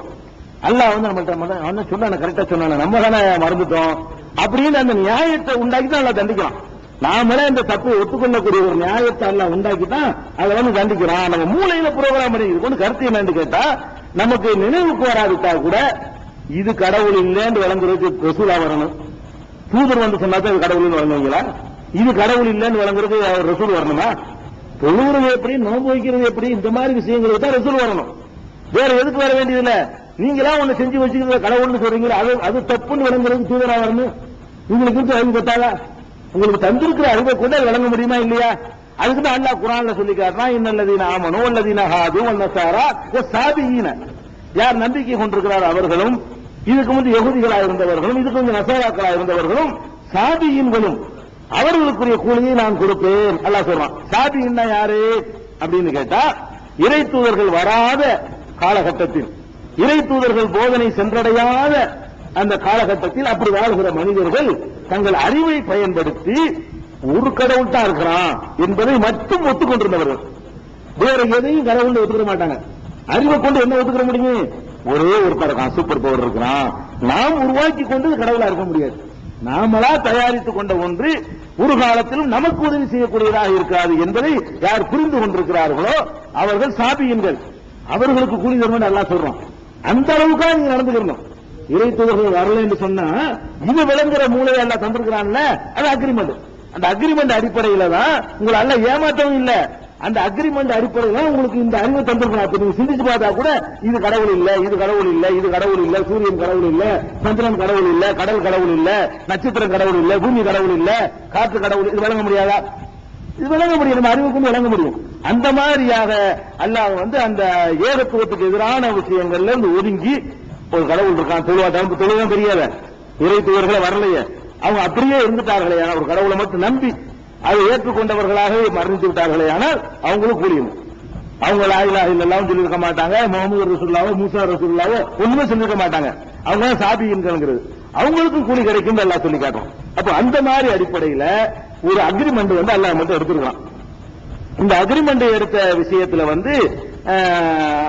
ரசூல் ஸல்லல்லாஹு அலைஹி வஸல்லம் சொல்றாங்க, அதாவது ஆதம் அலைஹிஸ்ஸலாத்தினுடைய சந்ததிகின்ற ஒவ்வொருத்தரையா வெளிப்படுத்தி ஒரு அரபாவுடைய தினத்தில நேருக்கு நேராக நிற்பாட்டி அல்லாஹ் அவர்கள்ட்ட நேருக்கு நேராக பேசி அலஸ்து ரப்பிக்கும் என்று கேட்டான் என்றெல்லாம் நபிகள் நாயகம் ஸல்லல்லாஹு அலைஹி வஸல்லம் அவர்களும் இதை விளக்கமா சொல்லியிருக்கிறாங்க. இது முஸ்னத் அஹ்மதுங்கிற நூல்ல இடம் பெற்றிருக்கிறது. அப்ப இந்த ஒரு அக்ரிமெண்ட் ஆதம் அலைஹிஸ்ஸலாம் அவர்களையும் நம்மளையும் சேர்த்து வைத்து அல்லாஹ் எடுத்தான். உலகத்தில் எத்தனை பேர் உருவாக போறாங்களோ அத்தனை பேரும் வந்துட்டாங்க. அன்னைக்கு அல்லாஹ் யார்கிட்ட அக்ரிமெண்ட் எடுத்தானோ அவ்வளவு பேர் தான் உலகத்தில் உருவாவாங்க அப்படிங்கிறதும் ஆதம் அலைஹிஸ்ஸலாத்துடைய விஷயத்தில் தெரிந்து கொள்ள வேண்டிய இன்னொரு விஷயம். இன்னொரு விஷயம் என்னன்னு கேட்டா, ஒரு செய்தி அல்லாஹ் சொன்னதில் ஆதம் அலைஹிஸ்ஸலாம் தொடர்புடைய விஷயம். இது எந்த ஒரு ஹதீஸும் இதுக்கு விளக்க உரையா வரல, குர்ஆன்ல இருக்கிறது மட்டும்தான். என்ன வருதுன்னு கேட்டா, அல்லாஹ் அமானத்தை அருகுனல் அமானிதத்தை நாம் எடுத்துக் கொடுத்தோம். அலசமாவாத்தி வல்லர்னு ஒரு ஜிபால், வானங்கள் பூமி மலைகளுக்கெல்லாம் கொடுத்தோம். அபையின யஹ்மில்னஹா, அதை ஏற்றுக்கொள்ள அவை மறுத்துவிட்டன. அஸ்பக்ன மின்ஹா, அதற்கு அஞ்சி நடுங்கின. ஹமலஹல் இன்சான், மனிதன் மாத்திரம் அதை சுமந்து கொண்டான், ஏற்றுக்கொண்டான் அப்படின்னு ஒரு வசனம் திருமறை குர்ஆன்ல 33வது அத்தியாயத்துல 72வது வசனத்தில் சொல்லப்பட்டிருக்கிறது. அப்ப இதுல என்ன இருக்குன்னு கேட்டா, ஒரு அமானிதத்தை நம்ம கொடுத்தோம், யாரு வாங்கல, மனுஷன் மட்டும் நான் ரெடின்னு வாங்கிக்கிட்டான் அப்படின்னு திருமறை குர்ஆன் சொல்லுகிறது. இது என்ன என்பதற்கு ஹதீஸ்ல ரசூல் ஸல்லல்லாஹு அலைஹி வஸல்லம் விளக்கம் சொல்லல. ஆளாளுக்கு சொல்ற கிஸ்ஸாக்கள் தான் இருக்கே தவிர அல்லாஹ் இதுக்கு மேற்கொண்டு இதை சொல்லல. நபிகள் நாயகம் ஸல்லல்லாஹு அலைஹி வஸல்லம் இது யார் சஹாபாக்களும் விளக்கம் கேட்கல, நபிகள் நாயகம் ஸல்லல்லாஹு அலைஹி வஸல்லம் விளக்கம் சொல்லல. விளக்கம் சொல்லலைங்கும் போது நம்ம சிந்திச்சு தான் விளங்கணும். கதையை கொண்டு விளங்காம இது என்னவாக இருக்கும் என்று சிந்திச்சு பாத்தீங்கன்னா, உலகத்துல எந்த படைப்புக்கும் இல்லாமல் நமக்கு மட்டும் இருக்கிறது என்ன? அதான் அண்ணா என்ன சொல்றான்னு கேட்டா, எல்லாத்தையும் கொடுத்து பார்த்தேன், ஒருத்தர் வாங்கிக்கல, இவன் மட்டும் வாங்கிக்கிட்டான். அப்ப என்னது? அறிவுதான். மற்ற யாருக்கும் இல்லாம நமக்கு மட்டும் இருக்குது என்று எதற்கு அதாங்க எடுத்துக்கொள்ளணும். அமானிதம் நாணயங்கள் தன்மையெல்லாம் எடுத்துக்கிற முடியாது. அல்ல அமானிதமா கொடுத்தனால அது அமானிதம்ங்கிறான். அமானிதமான மட்டும் ஒப்படைச்ச காரணத்தினால அமானிதம்ங்கிறான். இந்த அமானிதம் என்னவா இருக்க முடியும் கேட்டீங்கன்னா, கண்ணு உள்ள துணை பிராணிகள் இருக்கிறது, காதா அது உள்ள பிராணிகள் எவ்வளவு இருக்கிறது, வயிறு உள்ள பிராணிகள் ஏத்துக்கிறல மறுத்தார்கள். உத்தரவு வாங்கலாம்ல, உத்தரவு வாங்கல என்று சொன்னா யார்கிட்டையும் இருக்கக்கூடாது, மனுஷன் மட்டும் இருக்கணும். இது என்னங்கிறது நம்ம அறிவு கொண்டு விளங்குது. இது அல்லாஹ் பகுத்தறிவு சொல்றான். இது விளங்குதா? இதுல இருந்து இன்னொரு விஷயத்தை வழங்கிக் கொள்ளணும். ஆதம் அலைஹிஸ்ஸலாத்தை படைத்து பகுத்தறிவு இல்லாம படைத்து இப்படி ஒண்ணு இருக்கிறது, இதை நீ வாங்கிக்கிறியான்னு கேட்டுதான் எல்லாம் கொடுத்துருக்கான். நல்லா வழங்கிக்கிறேன் அப்படிதான் நல்லா சொல்லி காட்டுறான். எல்லாரும் மறுத்து விட்டன, இவர் மட்டும் வாங்கிக்கிட்டாரு. மனுஷன் மட்டும் சுமந்துக்கிட்டான். மனுஷன் சுமந்துக்கிட்டான் வாப்பாவா தான் இருக்கணும். நம்மளை நம்மகிட்ட கேட்டான்ல, மனிதன் சுமந்து கொண்டாண்ட என்னவா இருக்கணும்? நம்ம வாப்பாவா தான் சொல்றான்ல. நம்ம தாப்பனார் இருக்காரு ஆதம் அலைஹிஸ்ஸலாம், அவரை தாங்க சுட்டி காட்டுறான். அப்ப அல்லாஹ் என்ன செஞ்சிருக்கிறான்? இந்த பகுத்தறிவு என்ற ஒரு பொக்கிஷத்தை ஒவ்வொருத்தருக்காக கொடுத்து பார்க்கறான். யாரும் ஏத்துக்கிற மறுக்குது. மனிதனை படைத்த பிறகு கூட இந்த தோற்றத்தை கொடுத்துவிட்டு, இந்த மாதிரி உங்களுக்கு இதை கொண்டு நிறைய ஒரு அமானிதம் ஒழுங்கா நடந்துக்கிறீங்க, பல காரியங்கள் செய்யலாம் என்றெல்லாம் அல்ல விலைக்கு ஏத்துக்கிறியான்னு கேட்டவுடனே அவர் அதுக்கு பிறகு ஏத்துக்கிட்டாரு, பயப்படல அப்படின்னு சொல்லிட்டு அல்லாஹ் சொல்லி காட்டுறான். அப்ப பகுத்தறிவு கேட்டுத்தான் நல்லா கொடுத்திருக்கிறான். நம்ம அத்தா சம்மதிச்ச பிறகுதான் அல்லாஹ் நினைச்சிருக்கிறான், ஒப்படைச்சிருக்கிறான் என்பது இந்த வசனத்திலிருந்து ஆதம் அலைஹிஸ்ஸலாம் தொடர்பாக குர்ஆன்ல இருக்கிறதையும் விட்டுறக்கூடாது. இதை அமானிதத்தை எடுத்துக்காட்டினா வேற அர்த்தம் கொடுக்க இயலாது. இதை ஒன்ன தவிர வேற மாதிரி வியாக்கியானம் எது கொடுத்தாலும் எடுபடாது. அப்ப அந்த மாதிரியான ஒரு சம்பவத்தையும் நம்ம தெரிஞ்சுக்கிறோம். இது சம்பந்தம் எந்த ஒரு ஹதீஸும் வர கிடையாது. அடுத்து ஆதம் அலைஹிஸ்ஸலாத்தை பற்றி நம்ம தெரிந்து கொள்ள வேண்டிய இன்னொரு விஷயம் என்னன்னு கேட்டா, ஹதீஸுகள்ல வர்ற செய்திகள் மட்டும்தான் சொல்றோம். நபிகள் நாயகம் ஸல்லல்லாஹு அலைஹி வஸல்லம் அவர்கள் மேராஜ் பயணத்தின் போது ஆதம் அலைஹிஸ்ஸலாத்தை சந்திக்கிறாங்க. மேராஜுக்கு போனாங்க இல்லையா? மேராஜுக்கு பயணத்தில் அல்லாஹ் விண்ணுலக பயணம் ஏற்று செல்லும் பொழுது அப்ப முதல் வானத்தில் ஆதம் அலைஹிஸ்ஸலாம் அவர்களை என்ன செய்யறான்? அல்லாஹ் நபிகள் நாயகம் ஸல்லல்லாஹு அலைஹி வஸல்லம் முதல் வானத்தில் சந்திக்கிறார்கள். முதல் வானத்தில் சந்தித்த உடனே எப்படி சந்திக்கிறாங்க என்று கேட்டா, ஒரு ஆள் அங்கே உட்கார்ந்து இருக்கிறார். நான் முதல் வானத்தை அடைந்த பொழுது அந்த முதல் வானத்தில் ஒருவர் அமர்ந்திருக்கிறார். அவருடைய வலப்புறத்திலே சில குழந்தைகள் இருக்கின்றன, பிள்ளைகள். இடப்புறத்திலே சில பிள்ளைகள் இருக்கின்றன. இடப்புறத்திலே உள்ள பிள்ளைகளை பார்த்துவிட்டு அழுகிறார். வலப்புறத்திலே உள்ள பிள்ளைகளை பார்த்துவிட்டு சிரிக்கிறார். வலது மாத்தி காட்டுறேன்னா டிவியில் எப்படி தெரியும், தெரியும் அதுக்காக வேண்டி. அப்ப இடப்புறத்தில் உள்ளவங்க பார்த்து என்ன செய்யறாரு? அழுகுறாரு. வலது பக்கம் உள்ளவங்களை பார்த்து என்ன செய்யறாரு? சிரிக்கிறாரு. அப்ப நான் போன உடனே மர்ஹபன் பின் நபி சாலிஹி ஒல் இப்னு சாலிஹி, நல்ல நபியே வருக, நல்ல மகனே வருக அப்படின்னு எனக்கு வாழ்த்து சொன்னாரு. அப்ப இவங்க வர்றாங்கன்னு ஆல்ரெடி எல்லாம் சொல்லி வச்சிருக்கான். வாழ்த்து சொன்னாரு. அப்ப குல்துல் ஜிப்ரீல் மன் ஹாதா, இவர் யாரு? முதவானத்துல ஆதம் அலைஹிஸ்ஸலாத்தை பாக்குறாங்க இல்லையா, இது யாருன்னு நான் கேட்டேன். இவர் தான் ஹாதா ஆதமு, இவர் தான் ஆதமு. இந்த வலது பக்கம் இருக்கிறவங்க எல்லாம் அவருடைய சொர்க்கத்துக்கு போற நல்ல பிள்ளைங்க, இடது பக்கம் இருக்கிற ஆளுக்கெல்லாம் நரகத்துக்கு போற கெட்ட பிள்ளைங்க அப்படின்னு. அதனால சொர்க்கவாசிகளை பார்த்து சிரிக்கிறாரு, நரகவாசிகளை பார்த்தோன்னு கவலைப்பட்டு அழுகுறாரு என்று சொல்லி நபிகள் நாயகம் ஸல்லல்லாஹு அலைஹி வஸல்லம் அவர்களுக்கு ஜிப்ரீல் விளக்கம் சொல்லி அதை நபிகள் நாயகம் ஸல்லல்லாஹு அலைஹி வஸல்லம் நமக்கு எடுத்து சொல்றாங்க. இது ஏராளமான இடங்கள்ல ஹதீஸ் நூல்ல இடம்பெற்றிருக்கிறது. உதாரணத்துக்கு புகாரியில 349, புகாரில முதல் வால்யூம்ல 349வது ஹதீஸ்ல இந்த சம்பவத்தை நீங்க பாக்குறீங்க. இதுல என்ன இந்த இடத்துல ஒரு செய்தி நினைக்கணும். ஏன்னு கேட்டா சில ஆளுக்கு இது இந்த மேராஜை வச்சுக்கிட்டு வழி எடுத்துக்கிட்டு இருக்கிறாங்க. என்ன வழி இருக்கிறாங்க? அவன் நல்லடியார்கள்லாம் இறந்து போயிட்டாங்க, ஒண்ணுமே இல்ல, பூமிகள்லாம் இருக்குது, அவங்க தொடர்பு இல்லைங்கிறீங்க. ஆனால் இங்க பூமியில இருக்கிற ஒருத்தர் இப்படி ஆகாயத்திற்கு ஆதம் அலைஹிஸ்ஸலாம் பார்த்தாங்க அப்படின்னா என்ன இருக்கு? நபிமார்கள் எல்லாம் அவங்க இன்னைக்கு அப்படி இருந்துட்டு தான் இருக்கிறாங்க, யாரும் மரணிக்கவில்லை. இது ஆதாரம். இந்த மேராஜை வைத்துக் கொண்டு என்ன செய்யறாங்க கேட்டா, ஆதம் அலைஹிஸ்ஸலாத்தை பார்த்தாங்க, மூசா அலைஹிஸ்ஸலாத்தை பார்த்தாங்க, ஈசா அலைஹிஸ்ஸலாத்தை பார்த்தாங்க, எல்லாரையும் பாக்குறாங்கல்ல. அப்ப எல்லா நபிமார்களையும் சில அங்க வச்சு பாக்குறாங்க என்று சொன்னா, நீங்க இறந்து போய் ஒண்ணுமில்லாம போயிட்டாங்கிறீங்களே, அது தப்பு. அவங்களுக்கு இந்த எல்லாமே தெரிஞ்சுக்கிட்டு தான் இருக்குது. அப்ப நபிகள் நாயகம் உயிரோடு ஒரு மனிதரை போய் அவங்களை வந்து சந்திக்கிறாங்க, எல்லா தொடர்பு அருந்து போச்சுன்னு சொல்லி அதெல்லாம் தப்பு அப்படிங்கிற மாதிரி ஒரு ஆர்குமெண்ட் வச்சு அதனால கபர் வணக்கம் செய்யணும். அவுலியாக்கள்லாம் அப்படி இருந்து கொண்டே இருக்கிறார்கள், அவர்களுக்கு நம்ம தொடர்பு விளங்கும். நீங்க நினைச்சிட்டு இங்க இருக்கிறீங்க, இங்க இல்ல, அங்க போய் இருக்கிறாங்க, அங்க நம்மளை பார்த்துட்டு இருக்கிறாங்க, கண்காணிச்சிட்டு இருக்கிறாங்க என்றெல்லாம் சுத்தி வளைச்சுக்கிட்டு என்ன செய்வாங்க, வியாக்கியானங்கள் சொல்லிக் கொண்டிருக்கிறார்கள். இதுல நபிகள் நாயகம் ஸல்லல்லாஹு அலைஹி வஸல்லம் ஆதம் அலைஹிஸ்ஸலாத்தை மட்டுமா பார்த்தாங்க? இதுல எடுத்துக்கிறோம். ஆதம் அலைஹிஸ்ஸலாத்தை மட்டுமா பார்த்தாங்க? உங்களையெல்லாம் பார்த்தாங்க, என்னையும் பார்த்தாங்க. ஆதம் அலைஹிஸ்ஸலாத்தை மட்டும் பார்க்கல. யாரு? நபி ஸல்லல்லாஹு அலைஹி வஸல்லம் பார்த்தாங்களே, ஆதம் அலைஹிஸ்ஸலாத்தை மட்டுமா பார்த்தாங்க? சொர்க்கத்துக்கு போற எல்லாத்தையும் பார்த்தாங்க வலது பக்கத்துல, நரகத்துக்கு போற எல்லாத்தையும் பார்த்தாங்க இடது பக்கத்துல. எல்லாத்தையும் ஆதம் அலைஹிஸ்ஸலாம் பார்க்கிறார். அப்ப நபிகள் நாயகம் ஸல்லல்லாஹு அலைஹி வஸல்லம் பார்த்தது யாரை பார்த்தாங்கன்னு கேட்டா, உலக மக்கள் அம்பட்டு போய் பார்த்துட்டாங்க. ஆதம் அலைஹிஸ்ஸலாத்தை பார்த்ததோட யாரை பார்த்தாங்க? உலகத்தில் உள்ள அத்தனை பேரையும் பார்க்கறாங்க. அது யாரெல்லாம் சொர்க்கத்துக்கு போவாங்களோ அவங்க ஆதம் அலைஹிஸ்ஸலாத்துக்கு வலப்புறத்தில் இருக்கிறாங்க, நரகத்துக்கு போறவர்கள் ஆதம் அலைஹிஸ்ஸலாம் இடப்புறம் இருக்கிறாங்க. நம்ம அல்லாஹ் சொர்க்கத்துக்கு போகக்கூடிய ஆளை ஆக்கி வச்சிருந்தாங்க. நம்ம எல்லாம் கூட இருந்தோம். எங்க இருந்தோம்? ஆதம் அலைஹிஸ்ஸலாம் வலப்புறத்துல யாரும் இருந்தோம்? நம்ம எல்லாம் இருந்தோம். அல்லாஹ் காப்பாத்து நம்ம யாரும் நரகத்துக்கு போறவங்க இருந்தா அவங்களும் அந்த ரெண்டு பக்கம் இருந்தோம். நரகத்துக்கு போற யாராவது இருந்தோமே ஆனால் அவர்கள் இடப்பக்கம், அவருக்கு இடப்பக்கம் நம்ம இருந்தோம், வலப்பக்கம் இருந்தாங்க. அப்ப நம்ம கேட்கிறோம், அந்த ஆதம் அலைஹிஸ்ஸலாம் நான் தான் இருந்தாங்க பெண்ணு இப்ப கேட்கறாங்க, அவுலியா கேட்கறாங்க, இதை சொல்றாங்க. ஆதம் அலைஹிஸ்ஸலாம் என்னப்பா நான் தானே இருந்தேன், நீ தானே இருந்த, இதுக்கு என்ன அர்த்தம் சொல்லுப்ப? நான் இருந்தேன்னு ஒருத்தர் இதை சொல்லணுமா இல்லையா? ஆதம் அலைஹிஸ்ஸலாம் சொர்க்கத்துக்கு போற எல்லாரும் இங்கிட்டு பக்கம் இருக்கிறாங்க, நரகத்துக்கு போற எல்லாரும் இந்த பக்கம் இருக்கிறாங்கன்னு சொன்னா அப்ப என்ன அர்த்தம்? அது வந்து எடுத்துக்காட்டுவது, அவர் அங்க இருக்கிறான்னு அர்த்தம் இல்ல. ஆதம் அலைஹிஸ்ஸலாம் வானத்திலும் இல்ல, நீங்கள் வானத்தில் இருக்கல, இங்க இருந்துட்டு இருக்கிறீங்க, வர பிறக்காமல் இருந்தீங்க, உருவாகாமல் இருந்தீங்க. இது ரசூல் ஸல்லல்லாஹு அலைஹி வஸல்லம் பார்க்கிற காலத்துல நீங்க எங்கேயுமே இல்ல, என்னவுமா இல்லையே, உற்பத்தி ஆகலையே, ஆனா நீங்க அங்க இருந்தீங்கள. இந்த உலகத்துல நீங்க எல்லாம் பிறக்கல, நான் எல்லாம் பிறக்கல, ஆனா நம்ம எங்க இருந்தோம்? அங்க இருந்தோம். அப்ப என்ன அர்த்தம் இருக்கு?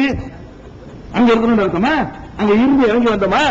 நம்ம எல்லாம் முதல் வானத்துல அங்க இருந்துட்டு நம்ம பிறக்கிற டைம் வரும்போது அங்க இறங்கி வந்தோமா? அப்படி அர்த்தம் இல்ல. இறைவன் வந்து எடுத்து காட்டுகிறான், அங்க இல்ல. ஆதம் அலைஹிஸ்ஸலாம் நீங்க எப்படி அங்க இல்லையோ அதே மாதிரி ஆதம் அலைஹிஸ்ஸலாமும் அங்கே இல்லை. வேற என்ன அர்த்தம்? இறைவன் எடுத்து காட்டுறான், நடக்கக்கூடிய எதையும் அல்ல எடுத்து காட்டுறான். 10,000 வருஷத்துக்கு பிறகு என்ன நடக்குதோ அது இறைவன் நாடுனா அப்படி காட்சி மாதிரி எடுத்து முன்னாடி பிரேம் பண்ணி காட்டுவான். வல்லமையால் இறைவன் எடுத்து காட்டினானே தவிர ஆதம் அலைஹிஸ்ஸலாமும் அங்க இல்ல, ஒரு நபியும் அங்க இல்ல. நல்லா வணங்கணும். வானத்துல பார்த்தாங்களே, அவர்கள் எல்லாம் எங்க அடக்கம் செய்யப்பட்டார்கள்? அங்கிருந்து ஆலமுல் பர்ஸக் என்ற ஒரு ஆன்மீக உலகில் தான் இருக்கிறார்களே தவிர அவர்கள் யாரும் உடனடியாக சொர்க்கத்தில் இன்னும் சொல்றேன், அந்த மேராஜ் பயணத்தில் அது மட்டுமா பார்த்தாங்க? சொர்க்கத்தில் கிடக்கிற மக்களை பார்த்தாங்க, நரகத்தில் கிடக்கிற மக்களை எல்லாம் பார்த்துட்டாங்க. அப்ப சொர்க்கத்தில் கிடக்கிற மக்கள், நரகத்தில் கிடக்கிற மக்கள் அப்ப எப்படி பார்க்கவே? அப்ப எங்க? அப்ப யார் சொர்க்கத்துக்கு ஒருத்தருமே போகலையே? நம்மளுக்கு யாருமே ஆதம் அலைஹிஸ்ஸலாத்து இன்னைக்கு வரைக்கும் உள்ள யாருமே சொர்க்கத்துக்கு இன்னும் போகலையே, நரகத்துக்கு யாருமே இன்னும் போகலையே. இனிமேல விசாரணை நடத்தி மகசூருக்கு பிறகு ஜட்ஜ்மெண்ட் பண்ணில சொர்க்கத்துக்கு போக போறோம், நரகத்துக்கு போக போறோம். அப்ப சொர்க்கத்துக்கு போறவர்களை நபி ஸல்லல்லாஹு அலைஹி வஸல்லம் சொர்க்கத்திலே பார்க்கறாங்க, நரகத்திலே பார்க்கறாங்க. நரகவாசிகள் நரகத்தையும் பார்க்கறாங்க, நரகத்தில் கிடக்கிற ஆட்களையும் பார்க்கறாங்கன்னா நரகத்துக்கு ஒருத்தரும் போகல எப்படி பார்த்திருப்பாங்க? எடுத்து காட்டுவது இதெல்லாம் வந்து அல்லாஹ் வந்து தன்னுடைய ஆட்சியை எடுத்து காட்டுவதற்காக வேண்டி, தன்னுடைய வல்லமை எடுத்து காட்டுவதற்காக வேண்டி அப்படி எல்லாம் சில காட்சிகளை காட்டினாலே தவிர இது நீங்க எப்படி விளங்கிக்க கூடாது? முதல் வானத்தில் அவர் இருக்கிறார்னு விளங்கிக் கொள்ளக்கூடாது. அவர் எங்க அடக்கம் செய்யப்பட்டாரோ அங்கிருந்து இறைவன் தன்னுடைய கண்ட்ரோல் எடுத்து பர்சக் உலகம் இருக்கிற ஆன்மீக உலகம் அதுக்குள்ள எல்லாம் வச்சிருப்பான், எல்லா உயிர்களையும் எடுத்து வைக்கிற மாதிரி வச்சிருப்பான். ஜட்ஜ்மெண்ட்டுக்கு பிறகுதான் எல்லாம் நடக்க போகுது, இதை விளங்கிக்கிறேன்னு. ஆனா ஆதம் அலைஹிஸ்ஸலாம் அவர்களை எப்படி இருந்தார்கள் என்பதை நபி ஸல்லல்லாஹு அலைஹி வஸல்லம் அவர்களுக்கு அல்லாஹ் எடுத்து காட்டியிருக்கிறான் அப்படிங்கிறது அவர்கள் தொடர்பான இன்னொரு செய்தி. இது வந்து 349. அடுத்து என்ன ஒரு செய்தி என்றால், ஆதம் அலைஹிஸ்ஸலாத்தை பற்றி தெரிந்து கொள்ள வேண்டிய செய்தி,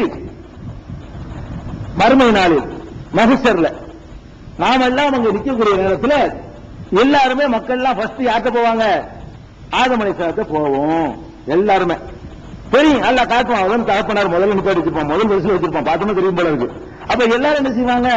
ஆதம் அலைஹிஸ்ஸலாத்திட்ட போய் அப்படி கேட்பாங்க, தந்தையே நீங்க தானே உங்களுக்கு சிபாரிசு பண்ணணும், நம்ம கஷ்டப்படுறோமே, இந்த வேதனை தாங்கவே இல்லையே, இந்த கஷ்டத்திலிருந்து ரிலீஃப் ஆக்குறதுக்கு எங்களை உதவி செய்யுங்கன்னு சொல்லி ஒவ்வொருத்தரா போய் கேட்பாங்க. யார்கிட்ட? ஆதம் அலைஹிஸ்ஸலாத்திட்ட. ஆதம் அலைஹிஸ்ஸலாம் என்ன செய்வாங்க? அவங்க டிரான்ஸ்பர் பண்ணி விட்டுருவாங்க. எங்க? நீங்க நூகிட்ட போங்க, நூஹ் நபி என்ன செய்வாங்க, நீங்க மூசாட்ட போங்க. மூசா நபி என்ன செய்வாங்க, நீங்க வந்து முகமது நபிட்ட போங்க அப்படின்னு ஒவ்வொருத்தரும் ஒவ்வொரு பக்கம் தள்ளி விட்டு போயிடுவாங்கன்னு வருது. இதுல வந்து மத்த நபியை பத்தி அப்புறம் பேசிக்கிறோம். ஆதம் அலைஹிஸ்ஸலாத்துக்கு தான் முதல்ல நம்ம எல்லாருமே கேட்போம். அங்க ஒரு ஆதம் அலைஹிஸ்ஸலாத்தோட நமக்கு சந்திப்பு இருக்குது என்பதும் ஹதீஸ்ல கிடைக்கக்கூடிய ஆதம் அலைஹிஸ்ஸலாம் தொடர்பான செய்தி. அடுத்தது என்னன்னு கேட்டா இன்னொரு செய்தி, நம்ம சொர்க்கத்துக்கு போறோம் இல்லையா, சொர்க்கத்துக்கு எப்படி போவோம், எப்படி போவோம், எல்லாம் இளைஞர்களாக போவோங்கிறதே நம்ம தெரிஞ்சு வச்சிருக்கிறோம். எல்லாருமே என்ன நினைச்சிருப்போம், இளைஞர்களாக நம்ம போவோம். வயசான ஆட்களாக இருந்தாலும் இளைஞர்களாக இல்லாம அவங்க பெரிய கஷ்டம் கிடையாது, எல்லாம் இளைஞர்களாகத்தான் போவோம். அதை நம்ம தெரிஞ்சிருக்கிறோம். அதே மாதிரி வந்து என்ன மாதிரி படைக்கப்பட்டார்களோ அந்த மாதிரி தான், பிறந்த மாதிரி தான் என்ன செய்வாங்க. இளைஞர்கள்னா தாடி மீசையெல்லாம் இருக்காது, ரொம்ப ரொம்ப எங்காக என்ன செய்வோம், அந்த அந்த பருவத்தில் நம்ம எல்லாம் போவோம் அப்படிங்கிற மாதிரிலாம் இருக்குது. அதுல இன்னொரு விஷயம் தெரிந்து கொள்ள வேண்டிய விஷயம் என்னன்னு கேட்டா, சொர்க்கத்துக்கு போற எல்லாருமே ஆதம் அலைஹிஸ்ஸலாத்தினுடைய அந்த ஒரே மனிதர் தோற்றத்துல எல்லாரையும் எல்லாம் அனுப்புவான். எல்லாம் என்ன தோற்றத்துக்கு ஆயிரும், கருப்பு வெள்ளை பச்சை அதெல்லாம் அடிபட்டு போயிடும். எல்லாம் யூனிஃபார்மா எப்படி இருக்கு, ஆதம் அலைஹிஸ்ஸலாம் மாதிரியே தான் நம்ம எல்லாருமே போவோம். எந்த மாதிரி போவோம் தெரியுமா, ரசூலுல்லாஹி ஸல்லல்லாஹு அலைஹி வஸல்லம் சொல்றாங்க, அலா சூரத்தி அபீஹிம் ஆதம 60 திரான், அதே 60 முழத்தோட, அதே 60 என்ன மாதிரி அவர் படைக்கப்பட்டாரோ அந்த மாதிரியான ஒரு பிரகாத்திரமான நம்ம அந்த பழைய உடலையும் பார்த்துக்கலாம், நம்மளே அதை அனுபவிச்சுக்கலாம். நமக்கு அல்லாஹ் வந்து ஃபர்ஸ்ட் பண்ண ப்ரோகிராம் படி அதே மாதிரியான உயரத்திலையும் இளமையாகவும் சொர்க்கத்தில் எல்லாரும் பிரவேசிப்பார்கள் என்று சஹீஹுல் புகாரியில இந்த ஹதீஸ் இருக்குது. 3327வது ஹதீஸ், பெரிய ஹதீஸ். அதுல வந்து சொர்க்கத்துக்கு செல்பவர்கள் வந்து சிறுநீர் கழிக்க மாட்டாங்க, வளம் கழிக்க மாட்டாங்க, எச்சி துப்ப மாட்டாங்க, சளி சிந்த மாட்டாங்க, அந்த மாதிரி எல்லாம் சொல்லிக் கொண்டு வரும் பொழுது நபி ஸல்லல்லாஹு அலைஹி வஸல்லம் இதையும் சேர்த்து சொல்றாங்க. உள்ளே செல்லும் பொழுது அவர்கள் வந்து ஆதம் அலைஹிஸ்ஸலாமுடைய தங்கள் தந்தை ஆதமுடைய வடிவத்தில் 60 முழம் கொண்டவர்களாகத்தான் எல்லாரும் மாற்றப்படுவார்கள். எவ்வளவு கம்மியான ஆளா கட்டையா இருந்தாலும் அந்த கட்டையெல்லாம் கிடையாது, எல்லாம் யூனிஃபார்மா ஒரே உயரத்தில் போவோம் என்பது ஆதம் அலைஹிஸ்ஸலாம் தொடர்பாக நம்ம தெரிந்து கொள்ள வேண்டிய செய்திகள். அதுக்கு அடுத்தது ஆதம் அலைஹிஸ்ஸலாத்தை பற்றி ஒரு இன்னொரு செய்தி இருக்கிறது. இதை வந்து நிறைய பேர் தப்பான முறையில் தப்சீர்கள்லையும் மற்ற விளக்கு உரைகளும் எழுதி வச்சிருக்கிறாங்க. அது என்ன இருக்குன்னு அப்படி விளங்குற மாதிரி அமைப்புல இந்த வசனம் இருக்கும். பாத்தீங்கன்னா எப்படி இருக்குன்னு கேட்டா, ஹுவல்லதி கலக்கக்கும் மின் நஃப்ஸின் வாஹிதா, அவன் தான் உங்களை எல்லாம் ஒரே ஆன்மாவிலிருந்து படைத்தான். என்ன குழப்பம், கரெக்டா விளங்குது. ஜஅல மின்ஹா ஜௌஜஹா, அவரிலிருந்து அவருடைய ஜோடியை படைத்தான். யார சொல்றான், ஆதம சொல்றான்னு விளங்கல சொல்றான், படைத்தான். லியஸ்குன இலைஹா, அவளோடு அவர் வந்து அமைதி பெறுவதற்காக வேண்டி ஒரு ஜோடியை படைத்தான். பலம்மா தகஸ்ஸாஹா ஹமலத் ஹம்லன் ஹபீபன், அவர் அவளோடு இணைந்த பொழுது அவள் வந்து அந்த கருவுற்றாள். இந்த பெண் என்ன செஞ்சால், கருவுற்றாள். மர்ரத்து பிஹி, அந்த கருவோட நடமாடி கொண்டிருந்தாள். பலம்மா அஸ்கலத், கரு நல்ல கனத்த பொழுது தஅவல்லாஹ ரப்பஹுமா, ரெண்டு பேருமே தங்கள் இறைவனிடத்திலே பிரார்த்தனை செய்தார்கள். லயின் ஆத்தைத்தனா சாலிஹன் லனகூனன்ன மினஸ் ஷாக்கிரீன், நீ சாலிகான குழந்தையை கொடுத்த, நல்ல குழந்தையை கொடுத்தால் நாங்கள் நன்றி செலுத்துவோம் என்று சொன்னார்கள். பலம்மா ஆத்தாகுமா சாலிஹன், நல்ல குழந்தை அல்லாஹ் கொடுத்த உடனே ஜஅலஹு சுரக்கா, அவர்களுக்கு இணையாளர்களை இணை கற்பிக்கக்கூடியவர்களை ரெண்டு பேரும் ஏற்படுத்தி விட்டார்கள். தஆலல்லாஹு அம்மா யுஷ்ரிகூன், இவர்கள் இணை கற்பிப்பதை விட்டு அல்லாஹ் தூரமானவன் அந்த வசனம் இருக்குது. இது வந்து 7:189 190. இதை பார்க்கும்போது என்ன நேரடி அர்த்தம் பார்க்கும் உங்களுக்கு என்ன தெரியுது, ஆதம் ஹவ்வாவை தான் பேசிக்கிட்டே வர்றான். அவங்க ரெண்டு பேருமே இணை கற்பிச்சிருக்காங்கன்னு வருது. அல்லாஹ்வுக்கு இணை வச்சுட்டாங்கன்னு வருதுல. குழந்தையை கொடுத்த உடனே ரெண்டு பேருமே அல்லாஹ்வுக்கு இணைஞ்சிட்டாங்க, சீர்க்கு வைத்து விட்டார்கள், இணை கற்பித்து விட்டார்கள் அப்படின்னு சொல்லி இந்த வசனத்தை மேலோட்டமா பார்க்கும்போது வருது. இதை வைத்துக் கொண்டு கிஸ்ஸாக்கள் எழுதிக்கிறாங்க. எப்படி சைத்தான் வந்தான் ஹவ்வாட்ட வந்து இந்த மாதிரி உனக்கு ஹவ்வாவுக்கு பிறக்கிற குழந்தையெல்லாம் இறந்து போயிட்டே இருந்துச்சான். அப்ப ஒரு நாள் வந்தானா, உனக்கு குழந்தை வந்து பிறக்கிற குழந்தை இறக்காம இருக்கணும்னு சொன்னா நீ வந்து அந்த குழந்தைக்கு அப்துல் ஹாரிஸ் பேர் வைக்கணும். ஹாரிஸ்ல சைத்தானுக்கு இன்னொரு பேரான், தப்சீல்ல உள்ளது. ஹாரிஸ்னு அவன் பேரான். எனக்கு அடிமைங்கிற சைத்தானுக்கு அடிமைங்கிற பேர்ல நீ பேர் வைக்கிறதா சொன்னீங்கன்னா உன் குழந்தை ஒழுங்கா பிறக்கணும்னு இப்படி சொன்னானா. உடனே அந்த அம்மாவும் சரின்னு சொல்லிட்டு குழந்தை பிறந்த அப்துல் ஹாரிஸ் பேர் வச்சு அல்லாஹ்வுக்கு இணை கற்பிச்சுட்டாங்க அப்படின்னு சொல்லி அந்த அந்த வசனத்துக்கு அந்த மாதிரி அந்த வசனத்தை கருத்தான சொல்றப்ப தெரியுது. அப்படிங்கிற மாதிரி ஒரு கிஸ்ஸாவும் நினைச்சிருக்கிறாங்க, எல்லா தப்சீர்கள்லையும் எழுதி வச்சிருக்கிறாங்க. ஆனா ஒரு விஷயத்தை வழங்கிக் கொள்ளணும், அவருடைய அடிப்படையான விஷயம். ஆதம் அலைஹிஸ்ஸலாம் அவர்கள் இறை தூதர். இறை தூதருடைய பண்புக்கு வந்து இணை வைக்க மாட்டாங்க. வேற சின்ன சின்ன சில்லறை தப்புகள் வருமே தவிர வஹி தொடர்பு, அல்லாஹ்வுடைய தொடர்பு இருக்கக்கூடியவர்கள் வந்துட்டு அல்லாஹ்வுக்கு இணையா இன்னொன்னு வணங்குவாங்களா? இந்த அடிப்படை விஷயத்துல அவங்க தப்பு செய்வாங்களா? அந்த தப்பு செஞ்சிருக்க மாட்டாங்க. அப்படி தெரியுது என்று கேட்டா அதை வந்து அது குர்ஆனுடைய ஸ்டைல். அது குர்ஆனுடைய ஸ்டைல் என்ன தெரியுமா? முதல்ல அந்த தாய் வந்து ஆரம்பிச்சு டக்குன்னு மனித குலத்தினுடைய பொதுவான தன்மைக்கு எல்லாம் திரும்பிக்கிறோம்.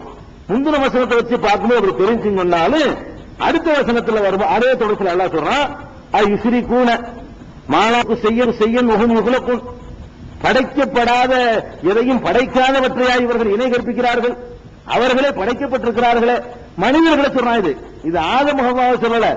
பொதுவா மனிதன் என்ன பண்றான்னு கேட்டா, அந்த அல்லாஹ் ஒரு ஆதம படைச்சான், அவருக்கு ஜோடியை படைச்சுட்டான், 2 பேரும் இணைஞ்சு பிள்ளை பெற்றாங்கன்னு விட்டுட்டு பிள்ளை பிறந்தவனே என்ன செய்கிறார்கள், இணை கற்பிருக்கிறார்கள் என்பது ஆதம் ஹவ்வா சொல்ற மாதிரி இருக்குது. ஆனால் அவர்களுடைய கேரக்டர் இறை தூதர்கள் வந்து இணை வைக்க மாட்டார்கள் என்ற அடிப்படை கவனத்தில் கொண்டு பார்த்தோம்னு சொன்னா இது மனிதன் அப்படி செய்யறான். அதுக்கப்புறம் எல்லாம் பன்மையாகிறது. எப்படி பன்மையாவது? யுஸ்ரிகூன, இவர்கள் இணை கற்பிக்கிறார்கள். அடுத்த வசனம், மாலாயகுலுக்கு, படைக்காதவற்றை இணை கற்பிக்கிறார்களா, எதையும் படைக்க தெரியாதவற்றை வந்து அல்லாஹ்வுக்கு இணையா ஆக்குறாங்களா? ஒகும் யுகுலக்கும், அவர்களே படைக்கப்பட்டிருக்கிறார்களே. ஒலா எஸ்தத்தியூன லஹும் நஸ்ரன், இவர்களுக்கு அவர்கள் உதவியும் செய்ய மாட்டார்களே.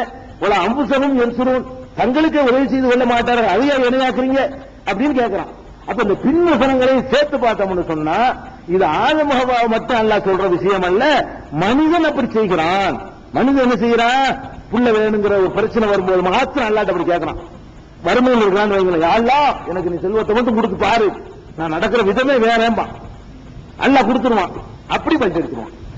கொடுத்தோன்னு என்ன செய்வான்? அப்படி கொடுப்பேன் இப்படி கொடுப்பேன் என்னமோன்னு சொல்லுவான். அல்லாஹ் காசை கொடுத்தோன்னு என்ன செய்வான்னா, ஏற்கனவே இருந்த வணக்கம் குறைஞ்சு போயிடும், ஏற்கனவே இருந்த இபாதத்துக்கெல்லாம் போயிடும், தான தர்மம் எல்லாம் குறைஞ்சு போயிடும், நல்ல எண்ணங்கள்லாம் போயிடும், அவன் தலைவரிசமா நடக்க ஆரம்பிச்சிருவான். இது மனுஷனுடைய இயல்பு. பிள்ளை இல்லையாம்பா, அல்லாஹ் நீ எனக்கு ஒரு பிள்ளையை மட்டும் கொடுத்து பாரு, நான் உனக்கு என்னை அர்ப்பணிச்சுக்கிறேன் அப்படிமா. அல்லாஹ் கொடுத்துருவான்னு வைங்களேன், அதை போய் வேலையை பார்த்துட்டுருவான். இல்லையா? இது மனிதனுடைய பொதுவான அம்சம். அவங்க 2 பேரை சொல்றதா எடுத்துக்கொள்ள கூடாது. அவங்க 2 பேரை சொல்ற மாதிரி சொல்வது வந்து யாரை சொல்றான்னு கேட்டா மனித இனத்தை சொல்கிறான் என்று இந்த வசனத்தை நீங்க புரிந்து கொள்ள வேண்டும். அடுத்து வந்து ஆதம் அலைஹிஸ்ஸலாம் சம்பந்தமா தெரிந்து கொள்ள வேண்டிய இன்னொரு விஷயம், அவங்களுடைய 2 பிள்ளைங்க விஷயம். ஏன்னா ஆதம் அலைஹிஸ்ஸலாத்தை சொல்றதுனால குர்ஆன்ல அவங்களுடைய 2 மகன்களை பற்றி ஒரு செய்தி வருகிறது. என்ன செய்தி வருது? ஆதம் அலைஹிஸ்ஸலாத்துடைய ஒரு மகன் இன்னொரு மகன் கொன்னுட்டான். குர்ஆன்ல இருக்கு. எப்படி இருக்குன்னு கேட்டா, ஒத்துல் அலைஹும் நப அபுனை ஆதம பில் ஹக், ஆதமுடைய 2 புதல்வர்களின் செய்தியை அவர்களுக்கு நீ எடுத்துச் சொல்வீராக, உண்மையான செய்தி சொல்வீராக. இது கர்ரபா குர்பானன், 2 பேருமே ஒரு தியாகத்தை செய்தார்கள், ஒரு வணக்கத்தை புரிந்தார்கள். குப்பில மின் அஹதிஹிமா, ஒருவரது வணக்கம் ஏற்றுக்கொள்ளப்பட்டது, வலம் யுதகப்பல் மினல் ஆகரி, இன்னொருவரின் வணக்கம் ஏற்றுக்கொள்ளப்படவில்லை. ஆல அந்த ஏற்றுக்கொள்ளப்படாதவனுக்கான அவன் சொல்லுகிறான், உன்னை நான் கொல்லுவேன்.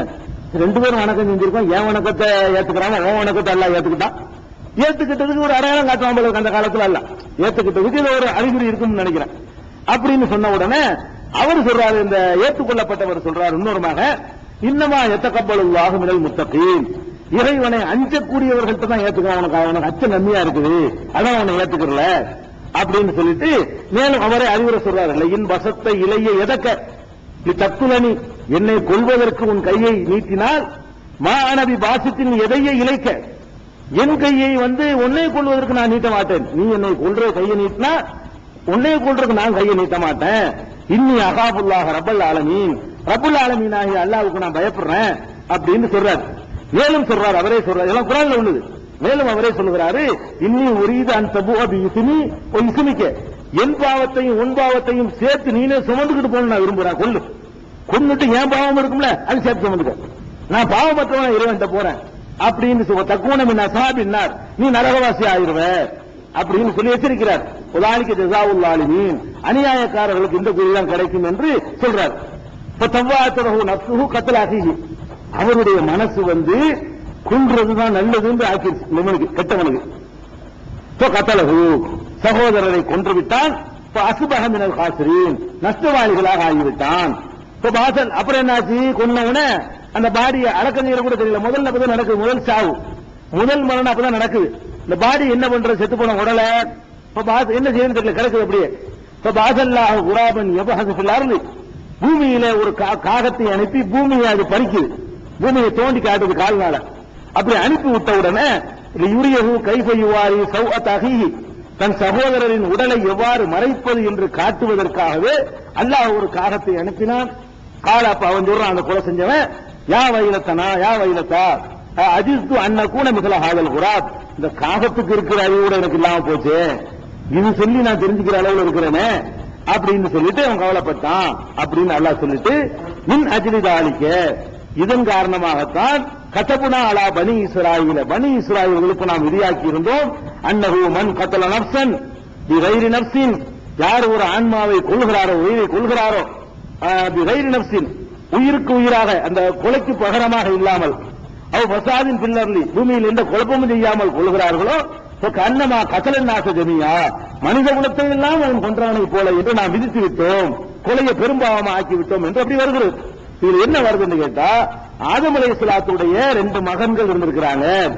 அப்பவே ஒரு ஒழுங்கு இல்லாம பாருங்க, இறை தூதர்களுக்கு ஏன் வரணும்னு நினைக்கிறோம், அப்பவே தேவைப்பட்டு பாருங்க. அவர் பெற்ற மகன் நபியுடைய நேரடி முதல் வாரிசுகள், அவனுடைய என்ன இல்ல, ஒரு இறையச்சம் ஒருவர்த்த இருக்குது, ஒருத்தன்ட்ட இறையச்சம் இல்ல. இந்த சம்பவத்தை குர்ஆன் சொல்லுகிறது. இதுக்கு மேற்கொண்ட விளக்கம் எதுவுமே குர்ஆன்ல இல்ல, நபிகள் நாயகம் ஸல்லல்லாஹு அலைஹி வஸல்லம் ஹதீஸ்ல இல்ல. என்ன பண்ணிட்டாங்க தெரியுமா, கிஸ்ஸா அடிச்சுட்டாங்க. இது முதல்ல பேர் காபீல், இவருக்கு பேர் காபீல், அவருக்கு பேர் ஹாபீல், நல்லவருக்கு பேர் ஹாபீலா, கெட்டவருக்கு பேர் காபீல். இந்த பேர் யார் சொன்னா, இது அல்லாஹ்வும் சொல்ல, அல்லாஹ்வுடைய ரசூலும் சொல்ல, பேர் கூட சூட்டிக்கிட்டது. அந்த காலத்துல உள்ள ஆளுக்கு லட்ச வருஷத்துக்கு முந்தி உள்ள ஒரு சம்பவத்துல ஒரு ஆளுக்கு பேர் சொல்றாங்க, அதுக்கு ரெக்கார்டு வேணும். ஒரு ஆளு பேர் காபீலா, ஒரு ஆள் கபீலு, இதெல்லாம் ஆதாரம் கிடையாது. 2 மகன்க, அதெல்லாம் பேர்லாம் எங்களுக்கு தெரியாது. விஷயம் என்ன, கொலை அன்னைக்கே ஆரம்பிச்சிருச்சு. இப்ப மலக்குகள் கேட்டு நடக்க ஆரம்பிச்சிருச்சு. வெப்பம் சிந்த குடிவுகளா படைக்க போறேன்னு கேட்டாங்கல்ல, அது ஸ்டார்டிங்லயே ஆரம்பிச்சிருச்சு. அப்படிங்கிற ஒரு பாயிண்ட மட்டும்தான் விளங்கிக்கணுமே தவிர அது நடக்கக்கூடாது. அடுத்து என்ன, இந்த கொலை செஞ்சவங்க எந்த ஊர்ல நடந்துச்சு, அது எங்கனுக்குள்ள அடக்கம் பண்ணாங்க, பூமி எல்லாம் போட்டு வச்சுக்கிறாங்க. ஆளாளுக்கு ஒரு அவர் பலஸ்தீன் அடக்கப்பட்டாங்க, அங்க அடக்கப்பட்டாங்க, துருக்கியில் அடக்கப்பட்டாங்க, இப்படின்னு சொல்லி ஒவ்வொருத்தரும் கதையிட்டு இருக்காங்க. அப்ப ஆதம் அலைஹிஸ்ஸலாத்துடைய 2 மகன்களுக்கு மத்தியில ஒரு கொலை நடந்த ஒரு செய்தி நம்ம என்ன செய்யறோம் பார்க்கணும். அது ராமேஸ்வரத்துல அந்த கபர் இருக்கலாம் சொல்றாங்களே, காபில் ஹாபில் கபர் இப்போ இருக்குது, ராமேஸ்வரத்துல வச்சிருக்காங்க. அது காபில் ஹாபில் கபரான்னு கேட்டா அது இல்லைங்கிறதுக்கு கேட்டா ஒண்ணு சொல்லலாம். அந்த காலத்துல என்ன நம்பிக்கிட்டு இருந்தாங்கன்னு கேட்டா, டமாஸ்கஸ் நகர்ல காபில் ஹாபில் அந்த கபர்னு சொல்லி அங்க ஒண்ணு இருக்கலாம். டமாஸ்கஸ்னா சிரியாவா, சிரியாவுடைய தலைநகரம். சிரியாவுடைய தலைநகரம் டமாஸ்கஸ்ல என்ன இருக்குது, அங்க அந்த ஹாபிலுடைய அந்த அடக்கம் செய்யப்பட்ட இடம் இருக்குது அப்படின்னு சொல்லி தப்சீர்கள் எழுதிக்கிறாங்க. அப்ப இது பொய்யாகுது, அதுவும் பொய், அது ஆதாரம் இல்லதான். அதனால எங்க அடக்கப்பட்டாங்க நமக்கு தேவையே கிடையாது. இப்படி ஒரு சம்பவம் நடந்துச்சு என்பதும் ஆதம் அலைஹிஸ்ஸலாத்தினுடைய வரலாற்றில் நாம் தெரிந்து கொள்ள வேண்டிய விஷயங்கள். இது தவிர ஆதம் அலைஹிஸ்ஸலாம் விஷயமா 2-3 செய்தி தான் இருக்கிறது. மீதி செய்தி நம்ம என்ன செய்வோம், நாளைக்கு அறிந்து கொண்டு அடுத்தடுத்த நபிமார்களையும் நாளைக்கு அப்படி போய்கிட்டு இருக்கோம். சரியா?